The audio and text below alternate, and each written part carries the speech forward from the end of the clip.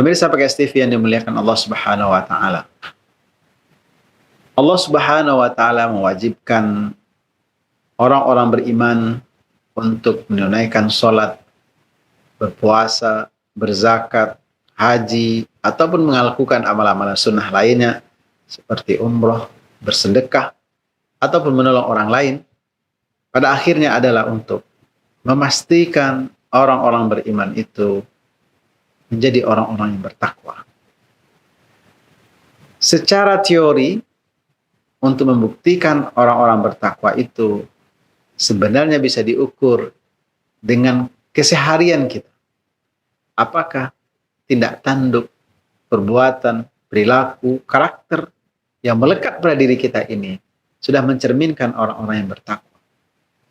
Kalau semua itu adalah kebaikan, kesolehan atau ketaatan, maka insya Allah itu adalah ketakwaan.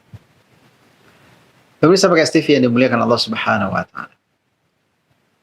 Tetapi untuk menyederhanakan apakah ketakwaan itu sudah hadir, sudah melekat dalam diri kita, ada beberapa ayat Allah Subhanahu wa taala yang bisa kita jadikan pedoman. Di antaranya adalah firman Allah Subhanahu wa taala yang terdapat dalam surat At-Tolak, surat ke-65 ayat ke-2 sampai ayat ke-4. Orang bisa saja merasa belum bertakwa atau begitu pede, percaya diri mengatakan dia sudah bertakwa. Maka ukurannya bisa dirasakan, bisa dinilai oleh pribadi masing-masing. Allah berfirman, "Wa may yattaqillaha yaj'al lahu makhraja." Orang yang taat, dekat, bertakwa kepada Allah Subhanahu wa taala, maka dia akan diberikan pertolongan oleh Allah. Dan di antara pertolongan Allah itu adalah yaj'al lahu makhraja. Allah berikan kepadanya jalan keluar, solusi atas masalah-masalah yang dihadapi. Pemirsa PKS TV yang dimuliakan Allah. Ayat ini memberikan penjelasan kepada kita bahwa memang begitulah kehidupan. Sunnatullahnya ada ujian, ada cobaan, ada masalah, ada persoalan.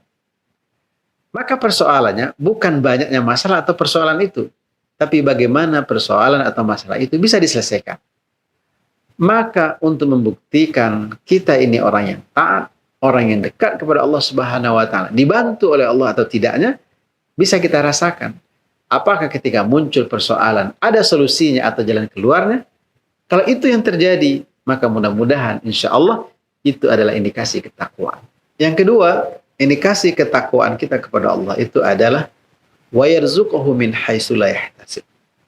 Allah berikan rezeki kepada kita dari pintu-pintu yang tidak pernah kita duga sama sekali.